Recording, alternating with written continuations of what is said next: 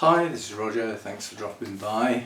Relatively quick video today, working video, so we have to get it done before the sun comes round, and there it is. So it's going to start getting warm in here soon, and I've had to put the fan off so that we can hear what's going on. It's a relatively rare video in my grow space nowadays, simply because I'm going to be doing work on a Cattleya, well, technically speaking a Laelia, probably Cattleya. The reason being that most of the Cattleya Alliance are warmer growers. Now I've got a few Prosthetia types that are in the Cattleya Alliance, but quite honestly they do better treated more like Oncidiums, quite honestly, rather than true Cattleyas. If I was growing proper Cattleyas, you know, all the nice big hybrids and everything like that, I'd be growing them in you know, medium bark, and that's it, that's all they get. And they'd go dry in between waterings, and I'd have a nice wet dry, quick wet dry cycle, which is what they like. What they don't like is the cold temperatures in my winters, so they don't fare well, and all the ones I had when I moved around here didn't make it except for two. So I have one Cattleya hybrid left and my Laelia Anceps. But I got one at the NEC and came back with a Cattleya type. And it's a young plant to grow on, so that's what I'm going to be working with, and I'm going to treat it halfway between a seedling and an adult plant, because that's about where it is. It's not a seedling, it's grown on a bit from then, but it's far from an adult plant. It's not blooming size. It's got a couple of years to go to get to there. So let's swing the camera around.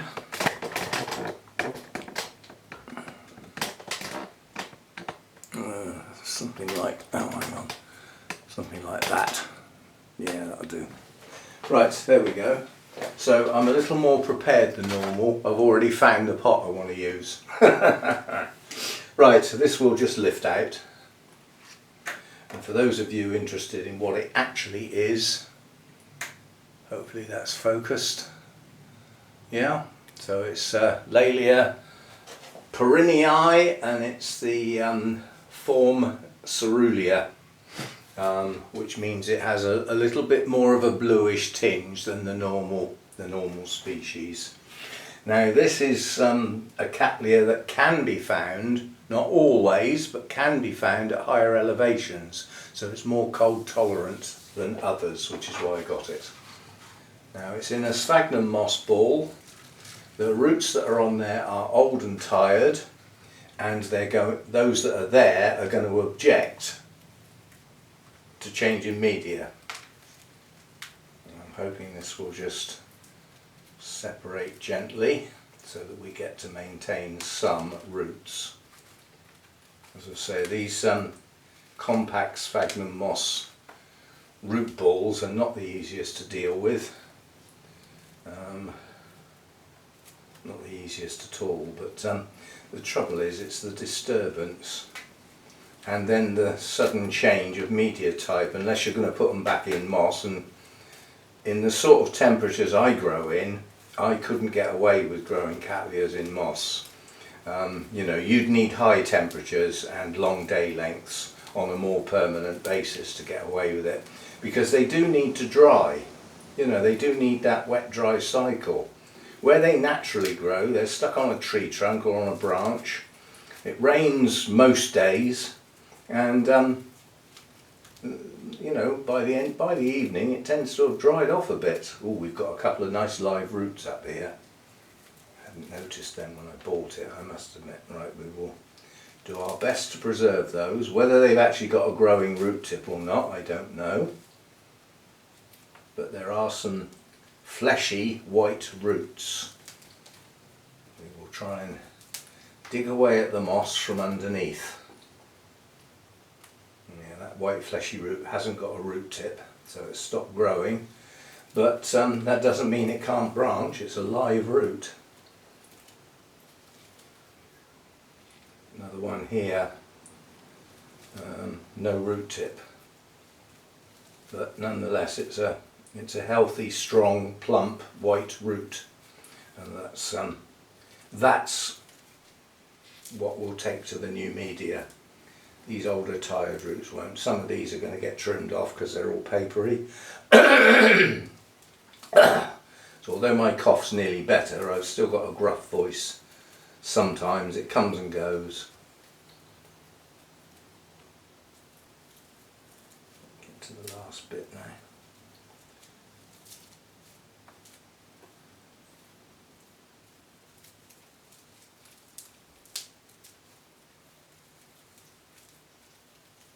I do want to get the worst of this off. I don't really want to leave any, because it'll leave the way I'm going to water it with the media, it's going to get watered a lot more often than it will have been before, and if there's moss left on there, it's just going to stay permanently wet, which I wouldn't want. So I'd like to get virtually all of it off if I possibly can, especially around the base of the plant, because we don't want that staying wet certainly when we get in towards the winter and we get the colder short days. We don't want that. Right, well that's got better roots than I was expecting, and as I said, we do have some nice fleshy white ones. These are good roots. They are live roots that will hydrate the plant, so I don't need to worry so much about what look like mostly old tired roots. However, some of these old tired roots are very papery and stringy, so it's silly burying them in the pot. They're not going to do anything.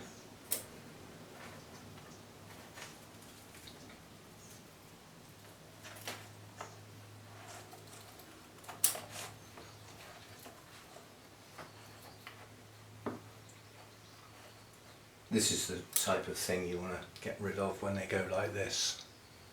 Yeah, all papery and soft and a stringy bit on the end. They're of no use.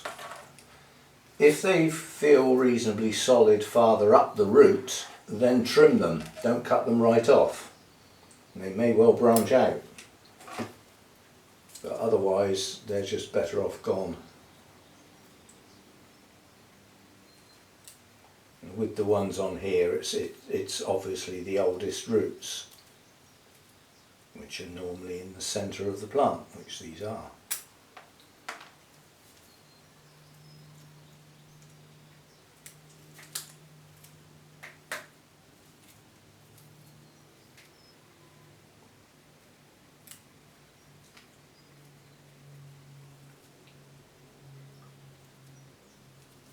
And that one's papery and stringy at the top.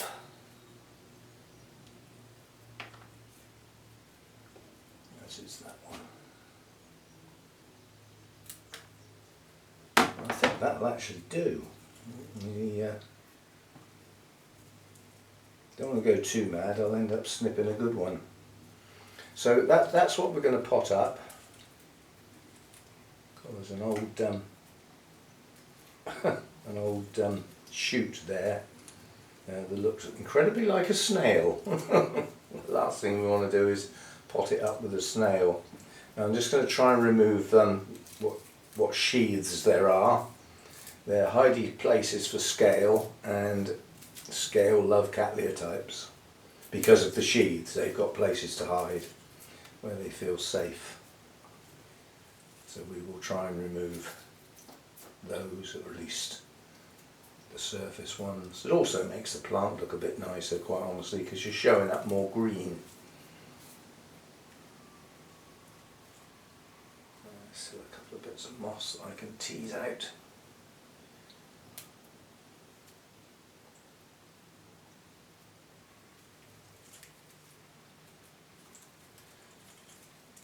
Actually quite a big bit of moss there, but it's in a junction where quite a few roots have crossed over and sort of semi-stuck together, so they've grabbed hold of themselves. So there we go. That is a sufficient root system to support this plant, and the latest growth on here is this one, yeah, which is the one with the best roots sticking out. So that's effectively the lead. the next new growth is probably going to come from the base of this one. So that's the one that needs some space in front of it when we pot. Chances of new shoots coming out of this back end are virtually zero, so that can go right up against the edge of the pot. Right, now normally I clear up the mess first, but there isn't enough mess to worry about, quite honestly, and I've got plenty of root up here. So what I've done is I've chosen a wide flat pot. Hopefully the plant will stand up in that. So we've got our back end against there, and we've got plenty of room for the new growth to push on. And there won't be any media that's going to go in here that will deteriorate quickly, so it can stay in its pot for at least 2 years, probably 3. By then we should have 3 new growths and a good set of roots, and we should be getting towards blooming size. And the new roots will have climatised to the media that it's going to get now, not what it had before. These roots have got to try and acclimatise to new media. They may fail as a consequence. Sometimes they just don't acclimatise. So I just found another manky root. An obvious one as well, so I'm not quite sure how I missed that one. Anyway, that's gone. Right, so that's what it's going in. Now down here we have, this is my seedling bark. This is very, very small bark. Yeah, tiny little pieces. I want some of that to go around the top of the plant, and it will only be a small amount. And that's because, although it's a wet-dry cycle, it's a young plant. And if it starts to push some new roots out, I'd like them to get into something that's relatively moist. The watering can be reduced later in the year. And then I've got my small bark. It's called small bark, but it has got big bits in it. And yeah, we'll use most of that. I just want to get some of the stuff off the surface, which is relatively large, to crop the bottom of the pot. And then we will have some of this. Now normally, if this was a Cattleya, an adult Cattleya with a proper root system and expected new growths in several directions, I'd be using medium or even large bark. Now, strictly speaking, I haven't got any large bark anymore. I'm starting to get the croaks again, it comes and goes. And I'm going to add, this is pumice, not growstones, but it's the equivalent. I'm adding some of that in, so there will be little spots of moisture, little areas where the stones are that hold more moisture than the bark does. The idea being that the whole system doesn't dry out totally. As I said, this isn't an adult plant, it's a young plant. So up against the back there, we've got a large hollow underneath. You notice my bark, everything is dry, including the pot, and this wasn't watered, this was left to dry out. Everything is dry. This hollow under here needs media in. If the roots were wet, the media would stick to everything. It would stick to itself, it would stick to everything. But it won't, because it's dry. And I can put some in the pot, like that. Tap the pot, and it will fill up that gap under the plant, all on its own, without any help or pushing and shoving. So we've now got media around the whole root system, including that hollow underneath the plant. That also helps stabilise it.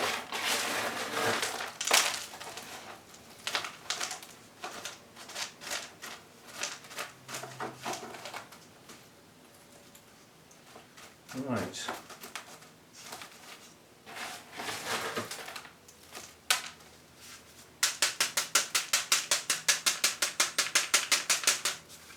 If you keep tapping and the level goes down, then there are gaps being filled. If it stays the same and just wobbles around, then you've filled all the gaps. Or your media is too big to go through the roots to get to the gaps. There is always that possibility. Right, so the plant's reasonably happy like that. I'm just going to press down the outside. There's no roots on the very edge of the pot.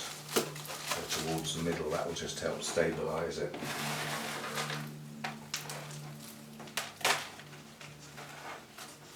Now I was going to put some seedling bark around the top, but I've changed my mind because I've got small pieces in amongst this that I can use to just top dress.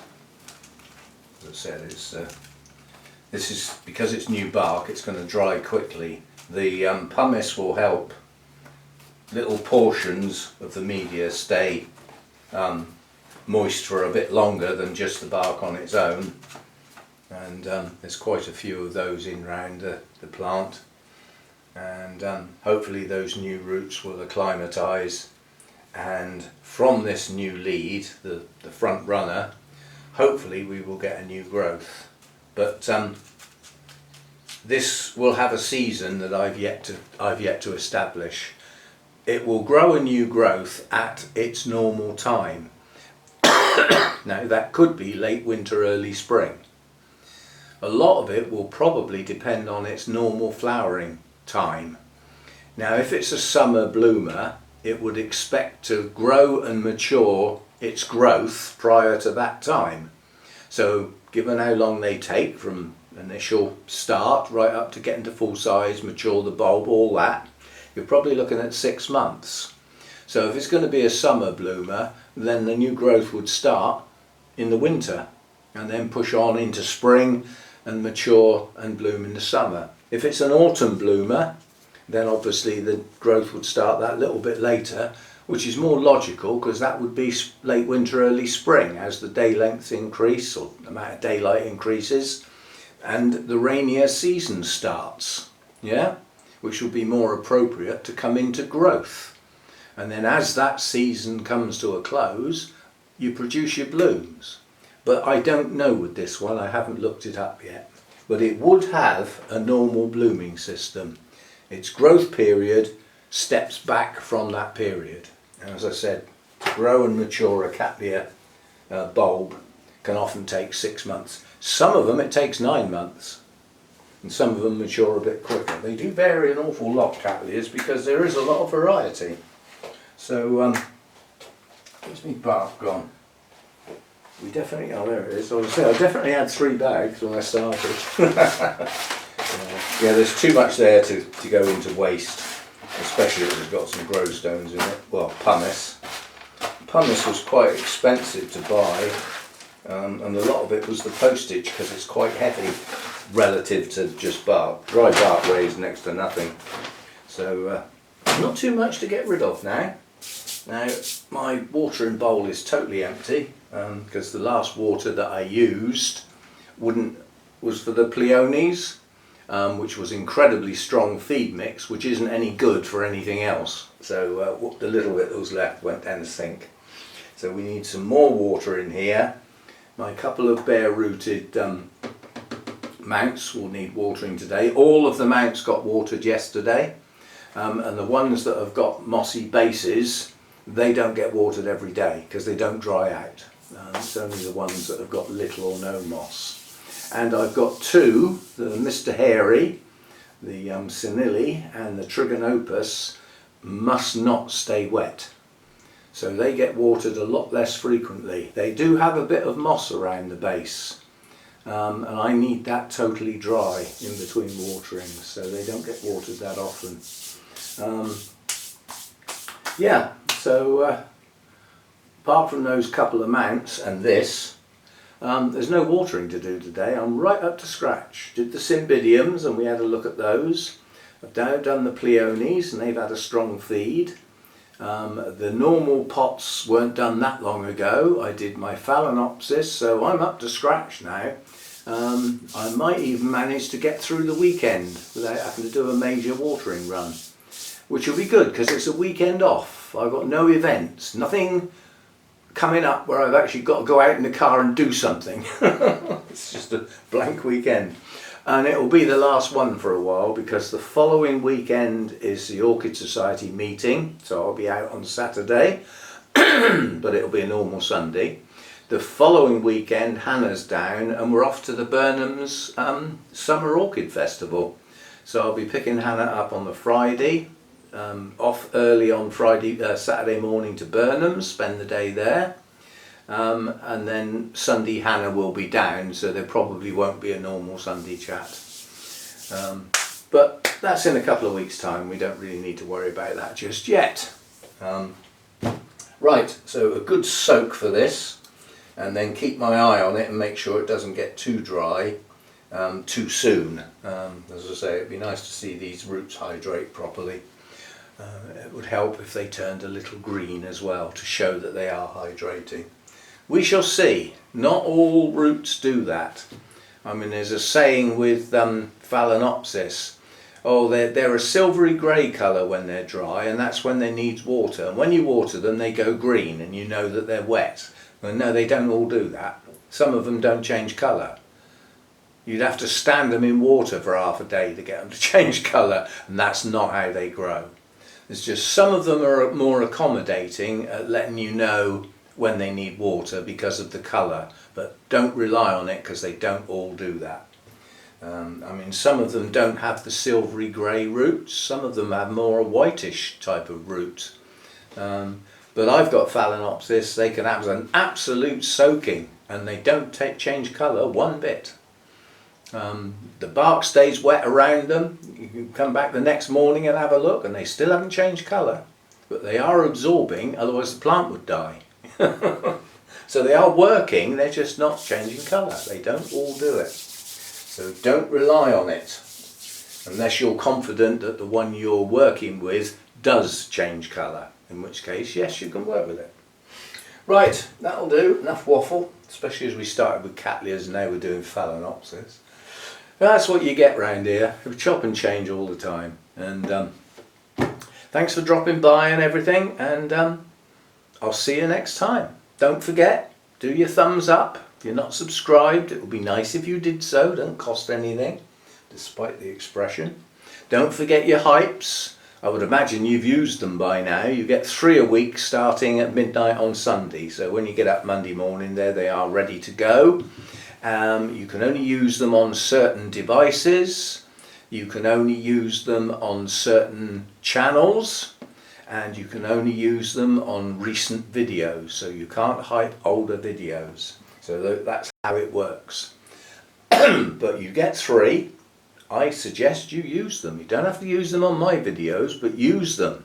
Something that YouTube's done for the benefit of the creators for a change, instead of for their own benefit. A teaser, in the Sunday chat, we will be talking about memberships and fees. YouTube haven't had a greedy spell for a while, have they? Yeah, well, there's one coming up. I'll explain all on Sunday. See you then. Bye for now.